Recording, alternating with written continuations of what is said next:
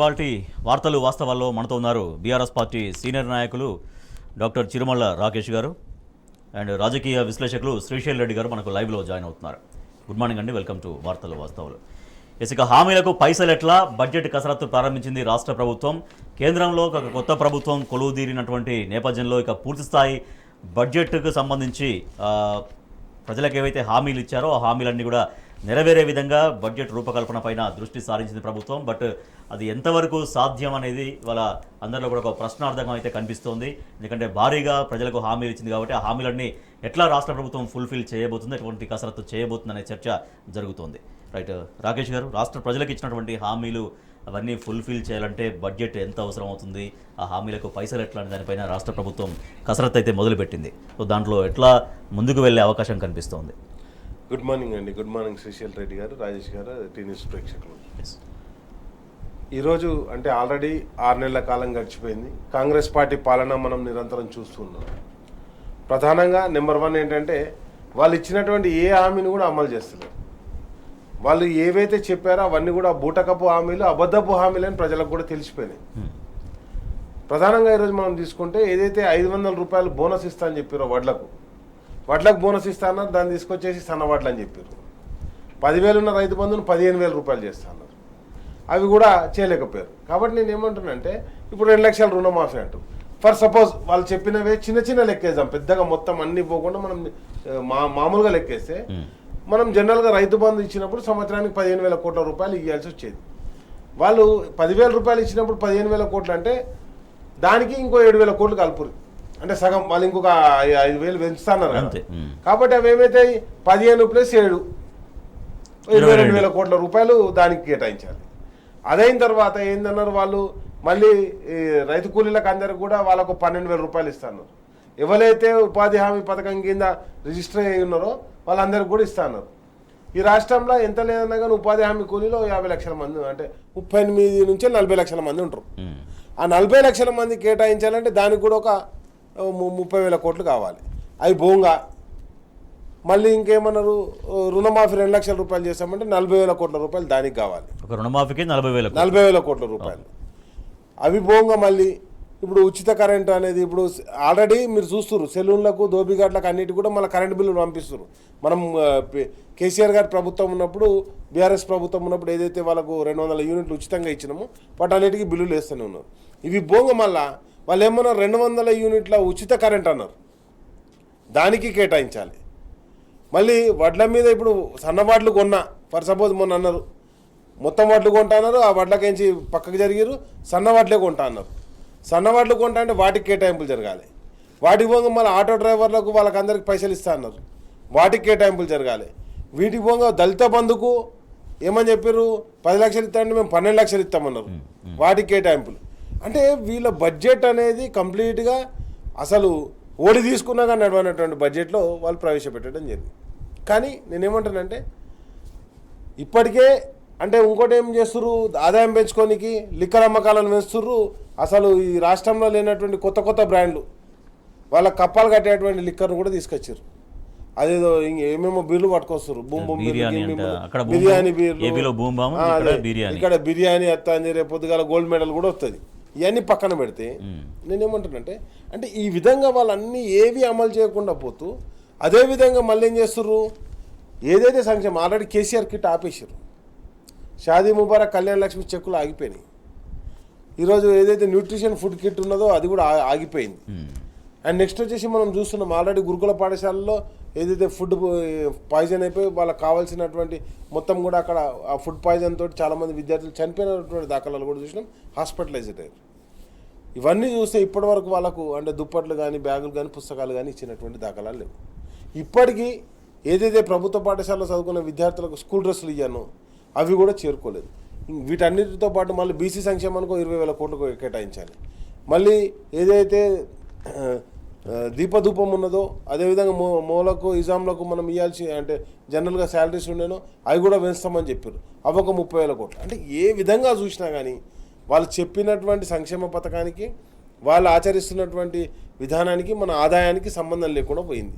కాబట్టి ఎట్లా చేస్తారు. అండ్ నెక్స్ట్ వచ్చేసి ఇంకోటి ఏం చేస్తారు, వాళ్ళ ఆదాయం పెంచుకోనికి రిజిస్ట్రేషన్ ఛార్జీలు వేస్తామంటారు.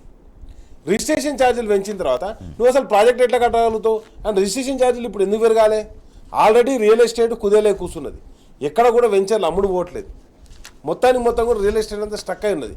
ఈ టైంలో నువ్వు ధన్మాని ఇప్పుడు రిజిస్ట్రేషన్ ఛార్జీలు కూడా పెంచితే అది ప్రజల మీద మరో భారం. ఆల్రెడీ ఏదైతే రియల్ ఎస్టేట్ హైదరాబాద్లో కొనసాగుతుందో దానికి అంటే అతిపెద్ద ఎఫెక్ట్గా ఈరోజు కనిపించడం జరుగుతుంది.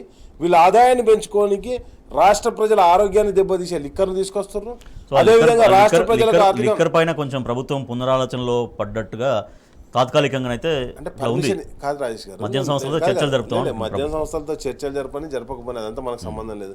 ఆల్రెడీ దుకాణాల్లో దొరుకుతలేవు అవి బీర్లు దొరుకుతానంటే ఆల్రెడీ ప్రవేశపెట్టినట్టే కదా. చర్చిస్తున్నాం, సంధిడిచినాం, మళ్ళీ మాట్లాడతాం, ఇవన్నీ ఏంది ఒక కప్పదాటు వైఖరి అన్నట్టు. ఇప్పుడు మనం చూసినాం కదా రైతు బంధు, ఇప్పటి వరకు రైతు బంధు వాళ్ళే, పాతదే వాళ్ళే, కొత్తది ఇంకా ఆల్రెడీ పునాస వచ్చింది దున్నుకుంటారు, ఇంతవరకు ఎక్కడ కూడా రైతు బంధు వాళ్ళే. నేనేమంటానంటే ఏది కూడా అమలు చేయరు. ఆల్రెడీ మనం చూస్తున్నాం మన సాగునీటికి తాగునీటికి ఎండాకాలం ఎంత కష్టం వచ్చిందో. కాలం ముందుగా వచ్చింది కాబట్టి ఈ కాలం ముందుగా వచ్చిన తర్వాత వీళ్ళు వేసే పైసలు రైతు బంధు కూడా వేస్తలేరు కదా. కాబట్టి ఇవన్నీ కూడా నిరంతరమైన సమస్యలను కాంగ్రెస్ పార్టీ సృష్టించుకున్నది. కాంగ్రెస్ పార్టీ ప్రజలకు తప్పుడు హామీలు ఇచ్చి అధికారంలోకి రావడం జరిగింది. రైట్. శ్రీశైల్ రెడ్డి గారు, పూర్తి స్థాయి బడ్జెట్ కోసం రాష్ట్ర ప్రభుత్వం కసరత్తు అయితే మొదలుపెట్టింది. కానీ మామూలుగా జనరల్గా ప్రతి ఏటా సగటున 8 నుంచి 15% బడ్జెట్ కేటాయింపులు జనరల్గా పెరుగుతూనే ఉంటాయి. బట్ ఈసారి రాష్ట్ర ప్రభుత్వం ప్రజలకు అనేక హామీలు ఇచ్చి ఉంది. దాంట్లో మెయిన్గా రైతు భరోసా, తర్వాత రుణమాఫీ, 500 బోనస్ సంబంధించి ఇవన్నీ కూడా ఎట్లా బడ్జెట్ని ప్రభావితం చేయబోతున్నాయి? బడ్జెట్ కూర్పు అదంతా కూడా ఎట్లా కసరత్తు చేసే ఆస్కారం కనపడుతుంది ప్రభుత్వం? రాజేష్ గారు, మీకు ప్రేక్షకులకి నమస్కారం. రాకేష్ గారు నమస్తే. అండ్ రాకేష్ అన్నకు అభినందనలు. చాలా మొన్న ఎన్నికల్లో చాలా టఫ్ ఫైట్ ఇచ్చిండ్రు, నైతికంగా విజయం కూడా సాధించారు. అభినందనలు రాకేష్ రెడ్డి గారు. నో మన రాకేష్ రెడ్డి, చిరుమల రాకేష్ గారు, మీరేమో మన రాకేష్ రెడ్డి అనుకున్నారేమో. నాకు కనపడదు కదా టీవీలో. Okay right. ఆయన కూడా రాకేష్ రెడ్డి గారు టీవీలో అభినందనలు. ఆయన రాకేష్ నమస్తే. నమస్తే. రాజేష్ గారు చెప్పండి. ఇప్పుడు ఏ ప్రభుత్వాలకైనా కూడా ప్రాధాన్యతలు అనేవి ఉంటాయి, ప్రాధాన్యత రంగాలు ఉంటాయి. ఉదాహరణకి కేసీఆర్ గారు మొదటిసారి ముఖ్యమంత్రి అయినప్పుడు ఆయన ఊరికి అలవోకగా హామీలేమి ఇవ్వలేదు. ఆయన తెలంగాణ ఉద్యమం చేస్తున్న రోజుల నుంచి తెలంగాణకి ఏమేమి చేయాలి అనే ఒక లక్ష్యంతో ఆయన తెలంగాణ ఉద్యమం మొదలు పెట్టిండు. అంటే ఇప్పుడు కేసీఆర్ ను దించి కాంగ్రెస్ అధికారంలోకి వస్తే ఏమేమి చేయాలి అనే ఒక ఆలోచనతో 10 ఏళ్ళు అధికారంలోకి దూరంగా ఉన్న పార్టీ ఎట్లా దోసుకోవాలి అనే లక్ష్యంతో వాళ్ళు స్కెచ్ వేసుకొని దొంగ హామీలు ఇచ్చి అధికారంలోకి వచ్చిన తర్వాత వాళ్ళ లక్ష్యం ప్రకారమే వాళ్ళు పనిచేస్తారు కదా. సో నేనేమంటున్నంటే స్థూలంగా ఏ ప్రభుత్వాలకైనా కూడా ప్రాధాన్యత రంగాలు ఉంటాయి. కేసీఆర్ గారు ఇరిగేషను, ఇప్పుడు తెలంగాణలో ఇరిగేషన్ ప్రాధాన్యత చాలా ఉంది. వ్యవసాయాన్ని మనం పైకి లేపాలి, దానికి సంబంధించిన విద్యుత్ సంబంధించి ఎట్లాంటి సమస్యలు రాకుండా ఉండాలి తెలంగాణలో అని ప్రధానంగా ఆ సెక్టార్స్ తీసుకున్నారు ఆయన. కాబట్టి ఒక కాళేశ్వరం ప్రాజెక్ట్ వచ్చింది, ఈ రోజు ఎంత దుమ్మెత్తి అయినా పోయినాయి గాక. మొన్న ఉత్తమ్ కుమార్ రెడ్డి గారు ఇంటర్నేషనల్ అదేదో మీటింగ్ లో చెప్పిండు రైస్ దానికి సంబంధించి తెలంగాణ దేశంలోనే ఈ రోజు వరి ధాన్యము పండించడంలో తెలంగాణ అగ్రస్థానంలో ఉన్నదని ఉత్తమ్ కుమార్ రెడ్డి గారు అన్నారు. ప్రజలందరికీ కూడా తెలుసు ఈ తెలంగాణ అగ్రస్థానం 6 నెలల్లో వచ్చింది కాదని తెలుసు ప్రజలందరికీ కూడా. సో కాబట్టి ఏంటంటే ప్రయారిటీ సెక్టర్స్ పెట్టుకున్నారు. అట్లాగే ఈ వ్యవసాయము విద్యుత్తుతో పాటుగా ఇంటింటికి తాగునీరు అంటే ఏంది, ప్రజల ఆరోగ్యంగా ఉండాలి. కొంచెం టైం ఇవ్వండి, నాకు కొద్దిగా లోతైన సబ్జెక్ట్ ఇది. ప్రజల ఆరోగ్యంగా ఉండాలి. అట్లాగే చేప పిల్లలు పెంచడం కానీ, గొర్రెలు ఇవ్వడం కానీ, బర్రెలు ఇవ్వడం కానీ ఇవన్నీ కూడా ఎందుకు అంటే వాళ్ళకి ఆదాయం దక్కాలి. తర్వాత మొత్తము హరితహారం ద్వారా కానీ, మిషన్ కాకతీయ ద్వారా కానీ భూగర్భ జలాలు పెరగడం వల్ల, ఎక్కడ చూసినా పచ్చగా భూమి ఉండడం వల్ల, కమాండ్ కంట్రోల్ సెంటర్ ద్వారా పోలీసు యంత్రాంగానికి సంబంధించి పటిష్టమైన శాస్త్రీయ భద్రతలు నెలకొల్పడం ద్వారా ఇంటర్నేషనల్ గా పెట్టుబడిదారుల్ని ఆకర్షించింది. అంటే ఒక 5-6 రంగాలు కేసీఆర్ గారు తీసుకుని దానికి 100% ఆయన సమయం కేటాయించి గంటల పాటు ఆయన ముఖ్యమంత్రిగా, ఏది ఉద్యమకారుడిగా 1000 గంటలు ఎట్లా కూర్చున్నాడో అధ్యయనంలో ముఖ్యమంత్రిగా కూడా కొన్ని గంటల పాటు ఆయన అధ్యయనం చేసి అన్ని వ్యవస్థలు పటిష్టంగా చేయడం వల్ల ఏం జరిగిందంటే, ఒక చిన్న ఉదాహరణ చెప్తా. మా తాండూరు మీకు అందరికీ కూడా తెలుసు. తాండూరు నియోజకవర్గంలో 73 తాండాలు ఉన్నాయి. ఆ తాండాలలో వాళ్ళు గతంలో హైదరాబాద్ కి, పూనాకి, బొంబాయికి పనిచేసుకోవడానికి పోయేటోళ్ళు. ఇప్పుడు ఏంటంటే ఎవరు పోవడం లేదు. తాండూరులో పని దొరుకుతున్నది, వికారాబాద్ లో పని దొరుకుతున్నది.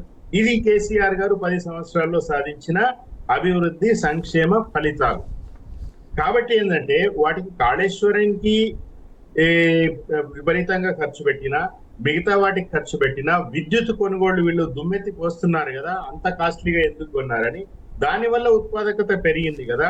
మీరు 47 లక్షల టన్నులు ఎక్కడ, 97 లక్షల టన్నులు ఎక్కడ కేసీఆర్ గారి హయాంలో.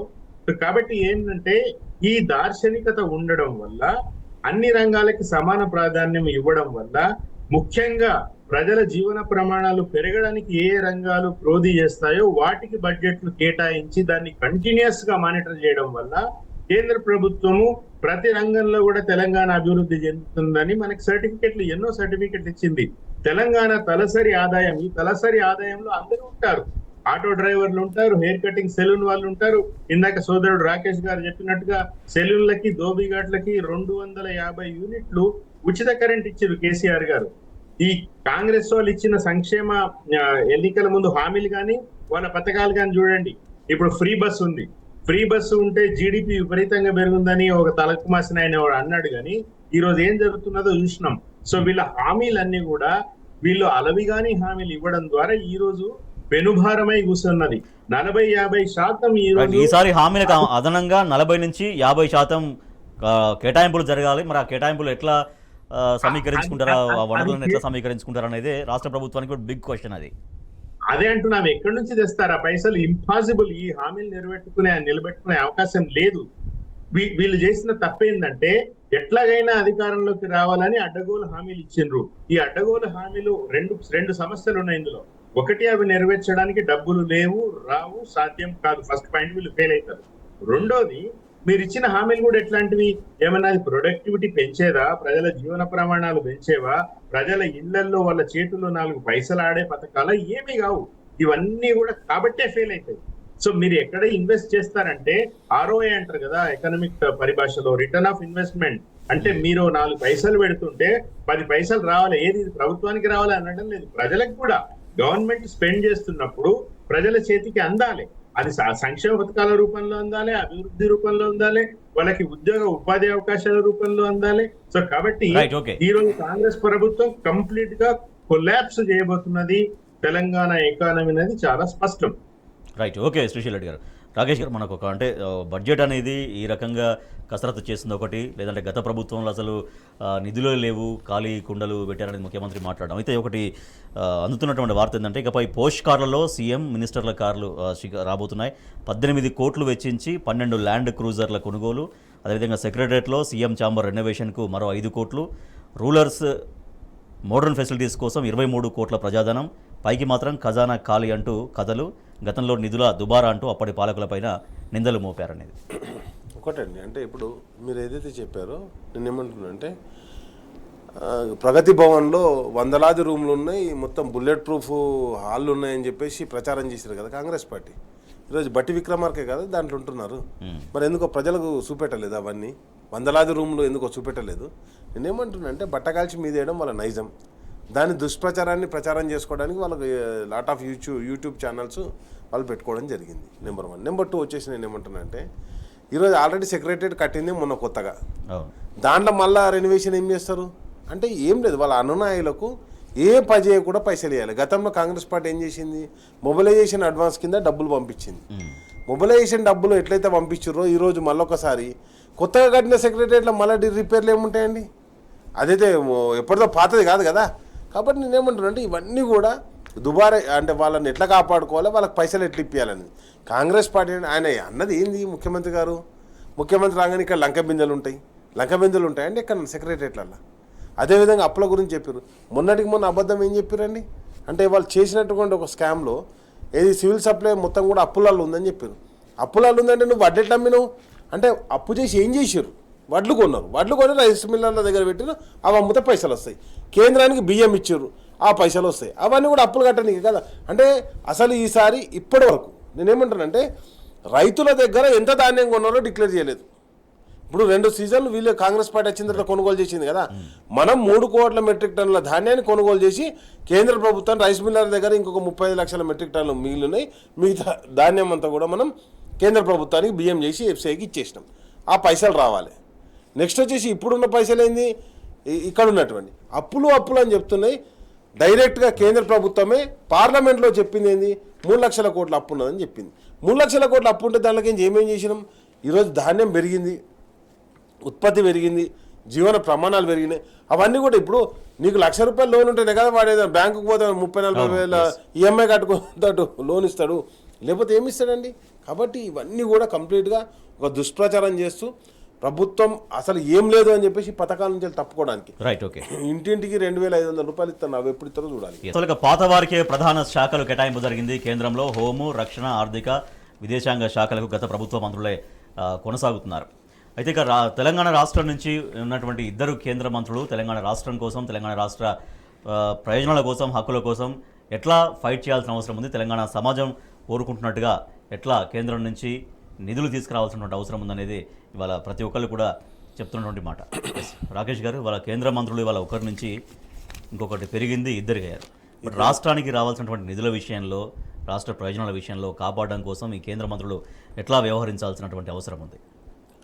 ఒకటి ప్రధానంగా ఏదైతే 2 కేంద్ర మంత్రులకు మన రాష్ట్రం నుంచి రావడం జరిగిందో, కిషన్ రెడ్డి గారికి, సంజయ్ గారికి టీఎన్ఎస్ తరఫున, బీఆర్ఎస్ పార్టీ తరఫున శుభాకాంక్షలు తెలియజేస్తున్నాం. గమ్మత్ ఏంటంటే మనకు బొగ్గు ఇక్కడ సింగరేణి కాలనీస్లో చాలా సమస్యలు ఉన్నాయి. కిషన్ రెడ్డి గారు బొగ్గు గని శాఖ మంత్రిగా అయింది కాబట్టి ఆ సమస్యలన్నీ ఏ మేరకు పరిష్కరిస్తారు. ఆల్రెడీ మనం ఏం అడిగినామంటే గత ప్రభుత్వంలోనే మనం ఒక తీర్మానం చేసి పంపించాం. ఐటీ నుంచి వెళ్ళి బొగ్గు గని కార్మికులను ఎగ్జామ్షన్ చేయాలని చెప్పేసి, వాళ్ళకి ఇన్కమ్ ట్యాక్స్ నుంచి వెళ్ళి ఎగ్జామ్షన్ చేయాలని చెప్పేసి రాసి పంపించినాం.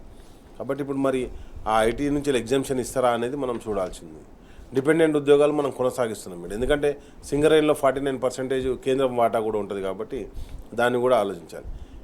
అదేవిధంగా మనకు ఏదైతే కొన్ని బ్లాకులు ఇక్కడ సింగరేణి అంటే ప్రైవేట్ సంస్థలకు బ్లాకులు కేటాయించారు. ఒక 5 బ్లాకులు వేరేటోళ్లకు కేటాయించారు. సింగరేణి సంస్థ సర్వే చేసింది కానీ ప్రైవేట్ వాళ్ళకి కేటాయించారు.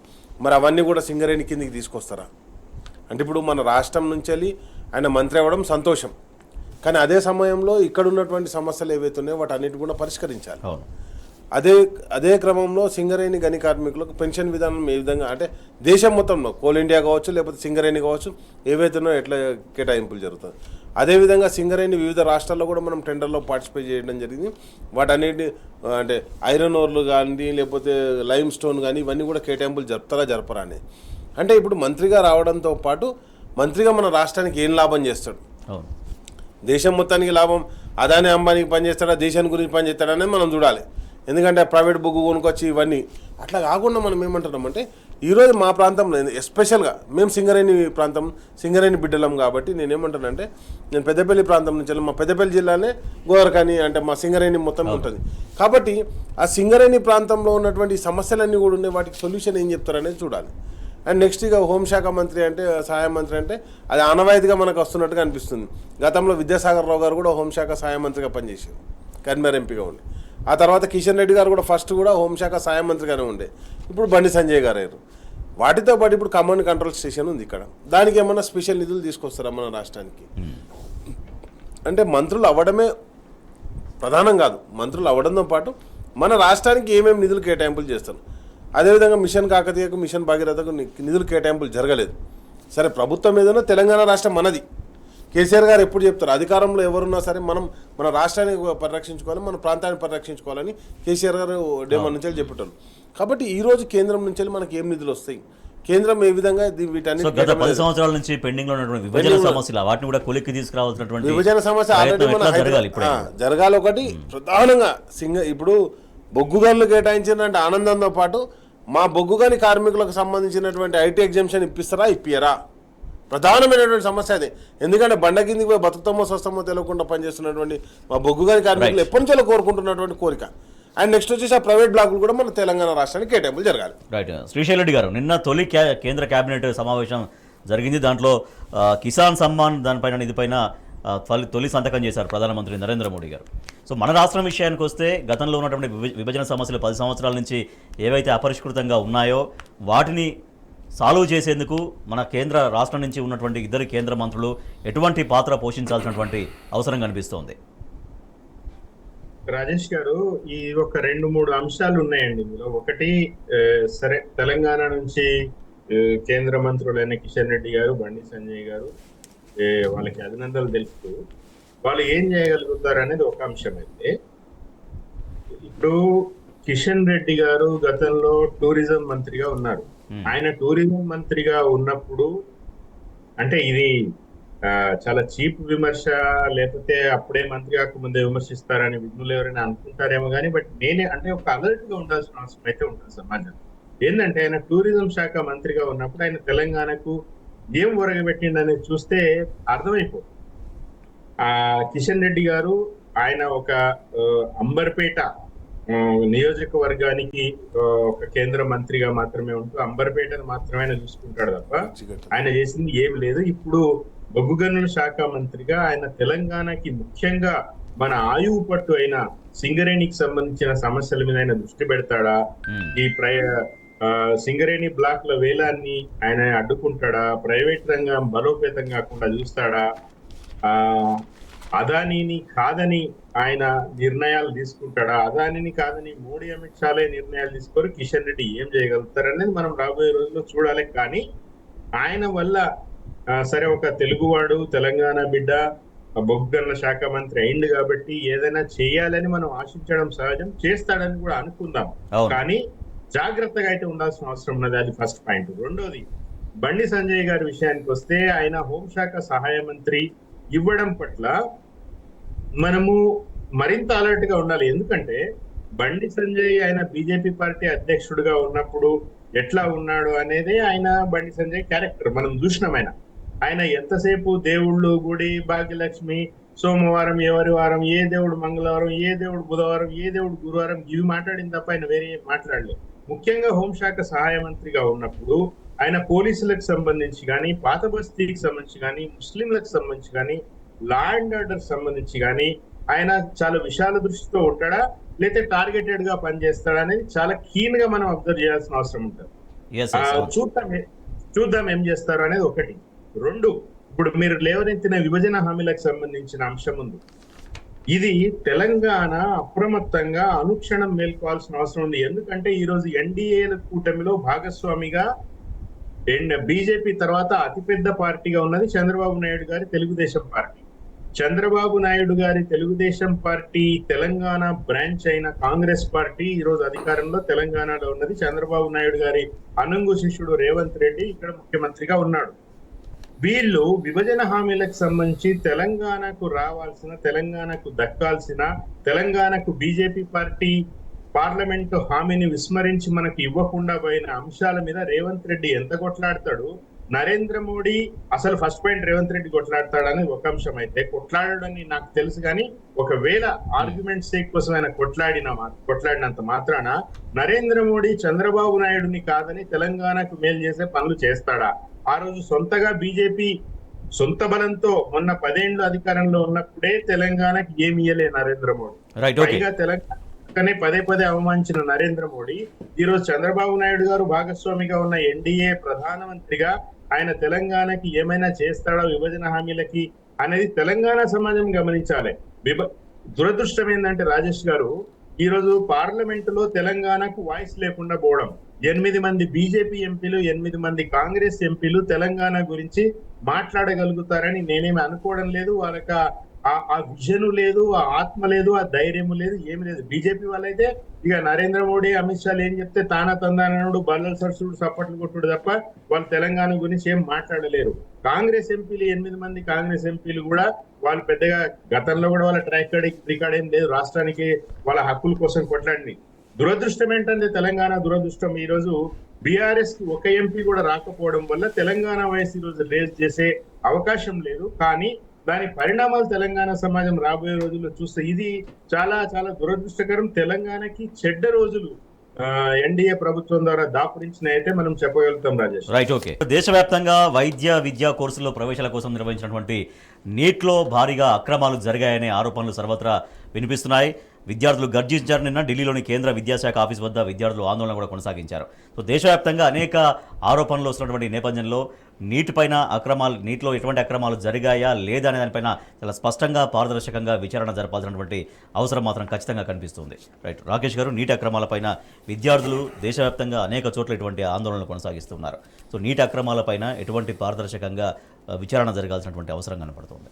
ఒకటి, నీటిలో అక్రమాలు జరిగాయని చెప్పేసి ఏవైతే ఆరోపణలు చేస్తున్నారో వాటన్నిటి కూడా ఇంతవరకు కూడా కేంద్రం దానికి సరైనటువంటి సమాధానం చెప్పలేదు. అండ్ అదే క్రమంలో విద్యార్థులు విద్యా సంవత్సరాన్ని నష్టపోకుండా ఒక ఎగ్జామ్ అంటే ఒక పేపర్ లీక్ అయితే దాని ఎఫెక్ట్ ఎంత ఉంటుంది అనేది మాకు తెలుసు. ఎందుకంటే 95లో మేము 96లో ఎంసెట్ రాసేటప్పుడు పేపర్ లీక్ అయింది. ఎంసెట్ పేపర్ అంటే రెండు సార్లు రాయాలంటే ఒకే ఎగ్జామ్కి మళ్ళీ ప్రిపేర్ కావాలంటే గతంలో వచ్చినటువంటి ఆ ధైర్యం, మానసిక ధైర్యం ఉండదు. కాబట్టి గతంలో కూడా మనం ఏదైతే ఉన్నదో కేంద్ర ప్రభుత్వం నిర్వహించినటువంటి వివిధ పరీక్షలన్నీ కూడా మనకు పేపర్ లీకేజ్ అనేది నిరంతరం చూస్తున్నటువంటి ప్రక్రియ.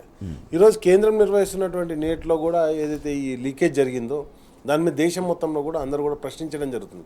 కానీ ఎక్కడ కూడా సమాధానం చెప్పకుండా, దాని గురించి అసలు పట్టించుకోకుండా, దాన్ని మొత్తం మీద కప్పిపుచ్చే ధోరణిలో కేంద్ర ప్రభుత్వం పోతుంది. కాబట్టి వెంటనే దీని మీద సమగ్రమైనటువంటి విచారణ జరపాలి.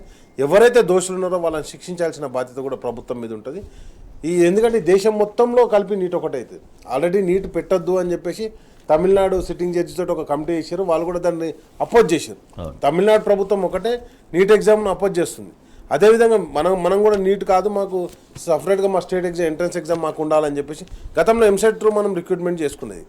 కానీ ఈరోజు నీట్ పెట్టేసి ఆ నీట్ని కేంద్ర ప్రభుత్వం కంట్రోల్లో పెట్టుకొని తద్వారా మొత్తం మెడికల్ కేటాయింపులు, ఎందుకంటే మన సౌత్లో మెడికల్ కాలేజీలు ఎక్కువ ఉన్నాయి, నార్త్కి వచ్చేసరికి మెడికల్ కాలేజీలు తక్కువ ఉన్నాయి. అంటే దీంట్లో అది నార్త్ నుంచి వచ్చి మొత్తం ఫుల్ఫిల్ చేయడానికి ఒక జరిగేటువంటి ఒక కుట్రలో భాగమే ఈ నీట్ పేపర్ లీకేజ్. కాబట్టి దీన్ని ప్రతి ఒక్కరు అంటే మొత్తం కూడా ఏదైతే మనం సౌత్ ఇండియా మొత్తం కూడా వ్యతిరేకిస్తున్న పరిస్థితుల్లో కూడా దాన్ని కొనసాగిస్తున్నాం.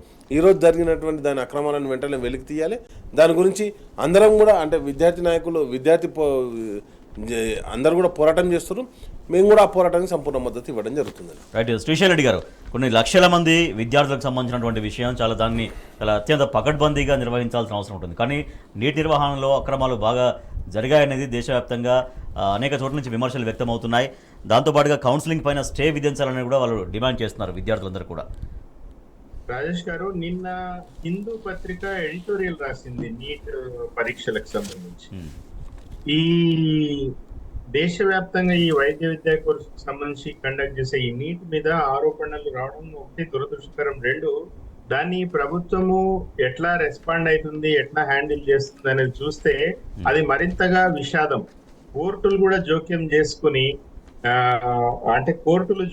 చేసుకుని కోర్టులు రూలింగ్ ఇస్తే తప్ప ప్రభుత్వాలు వెనక్కి తగ్గే పరిస్థితి లేనిది. మనం ఈ పరిణామం ఎందుకు వచ్చిందంటే ఈ రోడ్ రోలర్ మెజారిటీ రావడం వల్ల, మనము ఎవరికి ఏమి జవాబుదారీ కాదు అనుకోవడం వల్ల, ఎవరు మమ్మల్ని ప్రశ్నించాల్సిన స్థాయిలో లేరు అని అనుకోవడం వల్ల ఇట్లాంటి పరిణామాలు జరుగుతూ ఉంటాయి. అయితే ఇప్పుడు ఈసారి ఎన్డీఏ ప్రభుత్వం కొంచెం వీటిని సీరియస్ గా తీసుకుంటుందని, ఈ ఎడ్యుకేషన్ అనేది ఈ మానవ వనరుల కిందకి వస్తుంది కాబట్టి గతంలో ఉన్న మానవ వనరుల మన శాఖ మంత్రిని ఎట్లాంటి మంత్రిని లేనో కేంద్రంలో మనం చూసినాము. ఇప్పుడైనా కొంచెం వాళ్ళు వీటి మీద దృష్టి పెడతారని ఆశించడం ఒకటైతే, రెండోది ఇప్పుడు నార్త్ సౌత్ అనేది చాలా కీలకమైన అంశం అండి. ఈ నార్త్ సౌత్ కి సంబంధించి ఫెడరల్ స్ఫూర్తికి సంబంధించి చాలా చర్చ జరగాల్సిన అవసరం ఉంటది. ఇది ఎక్కడికో తీసుకొచ్చి మళ్ళీ ఫెడరల్ ప్రాంతీయ పార్టీలు బలంగా ఉండాలి అనే అంశానికి ఎందుకు కలుపుతున్నారని ఆశ్చర్యం వేయచ్చు ఈ డిబేట్ చూస్తున్న వాళ్ళకి. కానీ అయితే అది పార్లమెంట్ లో సీట్లు కావచ్చు, వైద్య విద్యా కోర్సులు కావచ్చు, ఏ రాష్ట్రాల నుంచి ఎక్కువ మంది వైద్యులుగా తయారవుతున్నారు, ఏ రాష్ట్రాలలో లిటరసీ ఎక్కువ ఉంది, ఏ రాష్ట్రాలలో ప్రధానమైన రంగాలు అభివృద్ధి చెందుతున్నాయి అనేది చూసుకుంటే నార్త్ కి సౌత్ కి చాలా వ్యత్యాసం ఉన్నది.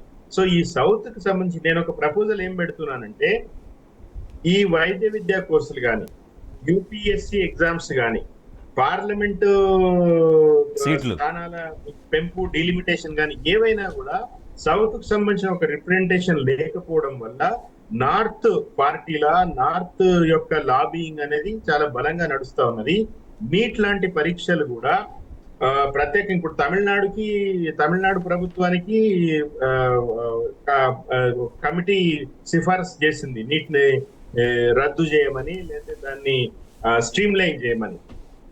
ఇట్లా అంటే అది ఏ రాష్ట్రానికి ఆ రాష్ట్రం కూడా ఒక సమాఖ్య స్ఫూర్తిలో ఉంటూనే దేశవ్యాప్తమైన వైద్య విద్యా కోర్సులకు సంబంధించిన అంశం అయినప్పటికీ కూడా ఏ రాష్ట్రాలకు ఆ రాష్ట్రాలు కూడా తమ ఉండాల్సిన అవసరం అయితే ఉన్నది, బలంగా మాట్లాడాల్సిన అవసరం అయితే ఉన్నది. ఈ రోజు ఒకటే అప్పీలు, విద్యార్థుల భవిష్యత్తుకు సంబంధించిన ఈ నీటికి సంబంధించిన దాంట్లో చెలగాటాలు ఆడొద్దని ప్రభుత్వానికి విజ్ఞప్తి చేస్తూనే విద్యార్థి సంఘాలు కావచ్చు, రాజకీయ పార్టీలు కావచ్చు, ముఖ్యంగా ఈ రోజు పార్లమెంట్ లో కొట్లాడగల పార్టీలు, కొట్లాడాల్సిన పార్టీలు ఈ అంశాన్ని మరింత సీరియస్ గా మొన్న ఎలక్షన్ రిజల్ట్స్ రోజే హడావిడిగా ఈ రిజల్ట్స్ విడుదల చేశారు అనేది ప్రధానంగా వినిపిస్తున్నటువంటి ఒక విమర్శ, ఆరోపణ. ఎందుకంటే హడావిడిగా మొత్తం జనాల అటెన్షన్ మొత్తం ఎంపీ రిజల్ట్స్ పైన ఉంటుంది కాబట్టి దాంట్లో ఇది ఆదరాబాద్ రిలీజ్ చేశారనేది ఒక ప్రధాన విమర్శ. ఎగ్జాక్ట్లీ. ఎందుకు జరుగుతుంది అంటే వీళ్ళకి అంటే ఒక సీరియస్నెస్ లేకపోవడం అండి. ఇప్పుడు ఎంత విద్యార్థుల జీవితాలని ప్రభావితం చేసే ఇట్లాంటి అంశాల్లో కూడా అంత హాఫిజర్డ్ నిర్ణయాలు, అంత హడావుడి నిర్ణయాలు, లేకపోతే దాంట్లో కొట్టకపోతుందిలే మనం చేసిన అక్రమాలు. ఇప్పుడు బ్యాక్ డోర్ ఎంట్రీకి సంబంధించిన చాలా అంశాలు ఉన్నాయి దాంట్లో. ఇప్పుడు నార్త్ వాళ్ళకి బ్యాక్ డోర్ ఎంట్రీ ద్వారా చేయడం కోసం ఇవన్నీ చేశారని ఒక ఆరోపణ ఉన్నది. అది ఇంకా ప్రూవ్ కావాలి, ప్రూవ్ అవుతుందో కూడా తెలియదు నాకు.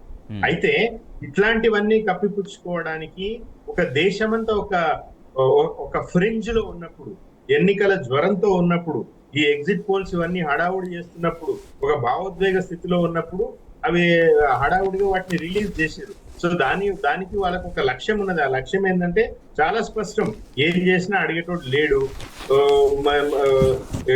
అనే ఉద్దేశంతోనే అవి చేసారు తప్ప ఒక పారదర్శకంగా లేకపోతే పకడ్బందీ నిర్వహణ, ఒక ప్రొఫెషనలిజం అయితే లోపించింది. రాజేష్. రైట్.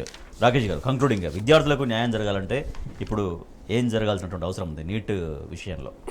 నీట్ విషయంలో ఏదైతే విద్యార్థులకు న్యాయం జరగాలంటే వెంటనే దానిలో జరిగినటువంటి అక్రమాలను వెలికి తీయాలి. అదేవిధంగా ఒకవేళ అక్రమాలు జరిగి ఉందంటే ఎగ్జామ్ను క్యాన్సిల్ చేయాలి. ఇంకొక చిన్న ప్రధానమైనటువంటి సమస్య ఇంకోటి ఉన్నదండి. మిషన్ భాగీరథపై ఇంటింట సర్వే చేస్తున్నారు. ఆల్రెడీ ఏదైతే గృహావసరాలకు అంటే ఏదైతే వీళ్ళు ఇచ్చినటువంటి మనం దోబిఘాట్లకు, అదేవిధంగా సెలవులకు ఇచ్చిన 250 యూనిట్లు ఏదో విధంగా ఎత్తేసిర్రో అదేవిధంగా ఇంటింటికి సర్వే చేసి ఈ మిషన్ భాగీరథకు సంబంధించినటువంటి వాటికి కూడా ఇంటింటికి నల్లా బిల్లులు కూడా పెట్టేటువంటి కొత్త పథకాన్ని కూడా తీసుకురావడానికి రాష్ట్ర ప్రభుత్వం కసరత్తు చేస్తుంది కాంగ్రెస్ పార్టీ. గతంలో ఇచ్చినటువంటి మనం ₹1 కనెక్షన్ ఇవ్వడం జరిగింది. అదేవిధంగా 20,000 లీటర్ల ఉచిత నీటిని మనం పట్టణాల్లో ఇది జిహెచ్ఎంసీ పరిధిలో మనం ఇవ్వడం జరిగింది. వాటన్నిటిని ఎత్తేసి వాటన్నిటికి కూడా బిల్లులు వసూలు చేయడానికి, డబ్బులు వసూలు చేసుకోవడానికి కాంగ్రెస్ పార్టీ కుట్ర చేస్తుంది. మిషన్ భగీరథ నీళ్ళు సరఫరాలో చాలా చోట్ల జరగట్లేదు. మిషన్ భాగీరథకు మనం ఏం చేసినామంటే ఎక్కడికక్కడ సోర్సెస్ అన్ని కూడా రివర్స్ సోర్స్ నుంచి ఇప్పుడు ఎస్ఆర్ఎస్పీ ఉన్నది, ఎస్ఆర్ఎస్పీ నుంచే నీళ్లు సప్లై చేయడం. ఇప్పుడు మా ఏరియా ఉన్నది, ఇప్పుడు పెద్దపల్లి ఉన్నది, పెద్దపల్లికి ఎల్లంపల్లి ప్రాజెక్ట్ నుంచి వస్తాయి, ఆడికేంచి బొంపల్లి గుట్ట మీదకి నీళ్ళు పోయి ఆడికేంచి మాకు నీళ్ళు సప్లై అయ్యేది. ఇప్పుడు ఏంది వాటన్నిటి కూడా ఎక్కడికక్కడ బోర్లేసి గ్రామాలల్లో డైరెక్ట్గా నీళ్లు సప్లై ఎట్లా చేస్తున్నారు అంటే అక్కడ బోర్లు వేసుకొని సప్లై చేయమంటారు. రివర్స్ సోర్స్ నువ్వు బోర్లు వేసినప్పుడు ఏమైతే మళ్ళీ ఫ్లోరైడ్ ఎఫెక్ట్ అవుతాయి కదా. గతంలో నల్గొండలో మనకు ఏదైతే నల్గొండ మహబూబ్నగర్ కొంత ప్రాంతంలో ఫ్లోరైడ్ ఎఫెక్ట్ ఉంటుందో అది జీరో అయిపోయింది మిషన్ భాగీరథ రావడం ద్వారా. అదేవిధంగా ప్రజలకు సంరక్షణమైనటువంటి నీటిని అందించడం జరిగింది. కానీ వాటన్నిటికీ ఛార్జీలు వసూలు చేయాలి. ఆ ఛార్జీల ద్వారా ఈ ఖజానా నింపుకోవాలి. వీళ్ళు కొత్తగా అనుకున్నటువంటి కార్లకు కావచ్చు, లేకపోతే రేపు పొద్దుగాల సెక్రటరియట్లో మరమ్మతులు కావచ్చు, ఇవన్నీ కూడా వాళ్ళు చేసుకోవాలని నిర్ణయం తీసుకున్నారు. కాబట్టి ఒకటే చెప్తున్నా, ఆల్రెడీ ప్రజల మీద ఆర్థిక భారం మోపడానికి ఈ రాష్ట్ర ప్రభుత్వం సిద్ధమవుతుంది. ఆల్రెడీ మా ఏదైతే దోబిఘాట్లకు, మంగళ షాపులకు అన్నిటి కూడా ఇప్పటికే ఆల్రెడీ భారం మోపారు. రాబోయే కాలంలో నల్ల బిల్లులు కావచ్చు, లేకపోతే ఇప్పుడు రేపు పొద్దుగాల భూమి శిస్తు మనం రద్దు చేసినాం, ఏదైతే ఇరిగే అది నాల పన్ను, దాన్ని కూడా మళ్ళీ డెవలప్ చేయడానికి ఈరోజు అంటే అన్ని కూడా కసరత్తులు జరుగుతున్నాయి. ప్రజలందరూ జాగ్రత్తగా ఉండాలి. కాంగ్రెస్ పార్టీ ఏ విధంగానైనా ఖజానా నింపుకోవడానికి, ప్రజల మీద భారం వేయడానికి కుట్ర చేస్తుంది. రైట్ శ్రీశైల్ రెడ్డి గారు, ఎస్ వారు తీసినటువంటి అంశం నిజమే. మన మిషన్ భగీరథ పైన ఇంటింటి సర్వే చేయబోతున్నారు అనేది.